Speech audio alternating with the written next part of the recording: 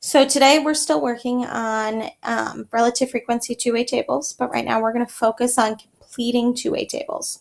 Okay, so filling it in if there's partial information. Okay, so the first one we're going to work on is a relative frequency by column. So what it means by columns go up and down like columns in front of a house. Okay, and we know that the columns have to add up to 100%, and in this case it's 1.0 because it's decimals. So I know that this column, this yes skateboard, has to total up to 1, and the no skateboard has to total up to 1. And then I just need to fill in the missing information. So this is where you need to take out your calculator or be on Desmos with me. So I'm on Desmos, and I want to find out if I know that this whole thing is 1, and I've got 0.77 here, I could just go ahead and subtract that. So I'm going to take 1 minus 0.77, and I'm going to find out that the yes skateboard, no snowboard is 0.23 or 23%. Okay, and I could check that. Is 77% plus 23% still going to give me 100%? And it does. Okay, same idea for the other one. So I know it's 1, okay, and I already have 14%, so I need to find out how much is missing, and that's 86%. And I could check it. Does 86 plus 14 give me the 1? It does. So this is a completed relative frequency by column because the columns add up to 1. Now, it's not always a column. Sometimes it's a row. So this one, the rows add up to 100%. And because we have percent signs in here, I know that I'm straight up going to say this is 100%.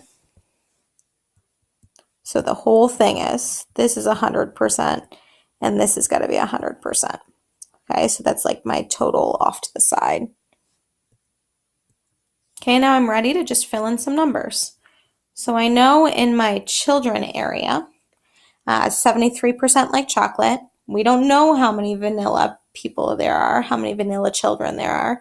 And I know that there are 3% that like neither chocolate nor vanilla of the children. So I can go ahead and subtract. I could do 100 minus the 3 and minus the 73. So let's do that. So 100 minus the 3% I already have, minus the 73% I already have. So this should be 24%. Okay, and we could check that. So I know that 73% of children like chocolate, 24% like vanilla, and 3% like neither, and we could see it adds up to the 100% we need. Okay, we're going to do the same thing with the next one. So we have 100%. We know that this whole teens row should add up to 100%. I know 2% like neither chocolate or vanilla, and I know 19% of teens don't like vanilla, or I'm sorry, do like vanilla. So now we need to find out how many prefer chocolate, and that looks like it is 79%. How would we check this? Pause your video and actually think about it for a second.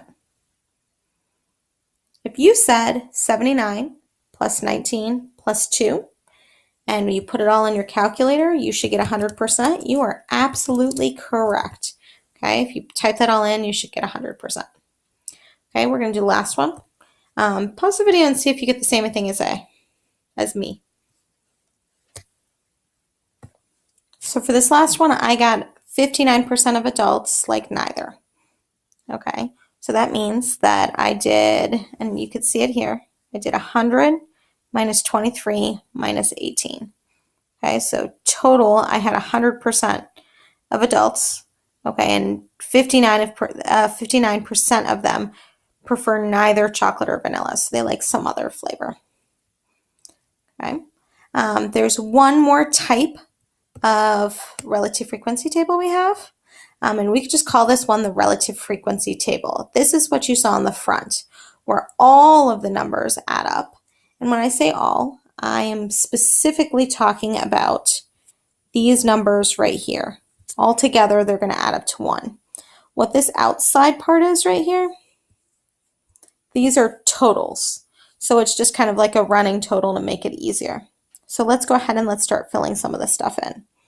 The first thing I notice when I'm doing this is that this right here is partially filled in already. So I know that this is the 100%, so all this stuff has to add up to make it. So if I already have 70%, I know that the other percent has to be 30. Or I could subtract 1 minus 70. And I could do that right here so you could see it. 1 minus 70, okay, gives me the 30 that I wrote in there. Okay. The next part that I noticed, and maybe you noticed the same thing or maybe you didn't, I see right here, there's just this box missing. So I can go ahead and subtract the total minus the part that I have. So this time my total is 0.30, and I could subtract what I already have, which is 0.27. And I got 3%. Let's get a pencil. Okay, notice the difference between 3% and 30%. 3% has a 0 after the decimal, whereas the 30 has the 3 after the decimal. Okay, so be mindful of where that decimal is. Okay, the next thing I noticed, let's see, is right here. This is just missing this middle part right here. So I could take the total, which is 70, and subtract what I already know, which is 51. So let's go ahead and let's do that. So 70 minus 51, and that gives me 19%. And then finally, I could just get my totals down here. So total means add them up. So I'm going to add these two up, and I should get whatever goes here. So I've got 0.51 plus 0.27, so I got 78%. So you guys pause the video, and I want you to fill in this last box right there. So I did 0.19 plus 0.03, and I got 22%.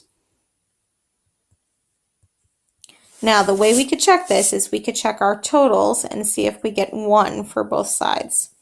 So let's check this vertical one first, the column. So 0.70 plus 0.30 does give me 1, so that looks good. Now I need to check these two, the row. So 78% plus 22% should give me 1 as well. So 78 plus 22 does indeed give me 1. The other part I could do is I could add up all the yellows and see if I get 1. Okay, it should work out that I get 1 right there. And ta-da, look, that all equaled out to 1.